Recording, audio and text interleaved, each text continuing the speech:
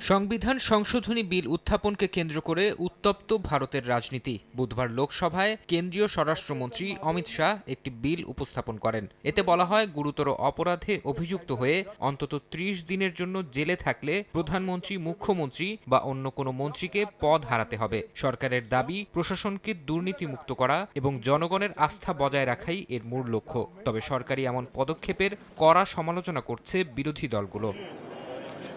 কংগ্রেস নেতা রাহুল গান্ধী বিলটির বিরোধিতা করেছেন। তিনি বলেন, দেশ মধ্যযুগে ফিরে যাচ্ছে। তখন রাজা যাকে খুশি সরিয়ে দিতেন। আজও একই অবস্থা তৈরি করা হচ্ছে। এনফোর্সমেন্ট ডিরেক্টরেটকে হাতিয়ার করে বিরোধী রাজনীতিবিদদের ১ মাস আটকে রেখে অপসারণের আশঙ্কার কথাও বলেন তিনি। রাহুল দাবি করেন, নির্বাচিত প্রতিনিধিদের মর্যাদা ধ্বংস করে বিজেপি ক্ষমতাকে সর্বগ্রাসী করতে চাইছে। সংবিধান বিক্রি করে দিয়েছে। পশ্চিমবঙ্গের মুখ্যমন্ত্রী মমতা বন্দ্যোপাধ্যায় বিলটিকে হিটলারি কায়দায় গণতন্ত্রের উপর আঘাত আখ্যা দিয়েছেন। তিনি বলেন, সিবিআই ও ইডির হাতে সীমাহীন ক্ষমতা তুলে দেয়া হচ্ছে। এর ফলে বিচার ব্যবস্থার অধিকার খর্ব হবে এবং সংবিধানের মৌলিক কাঠামো ধসে পড়বে। তার মতে, এই বিল জরুরি অবস্থার চেয়েও ভয়ঙ্কর।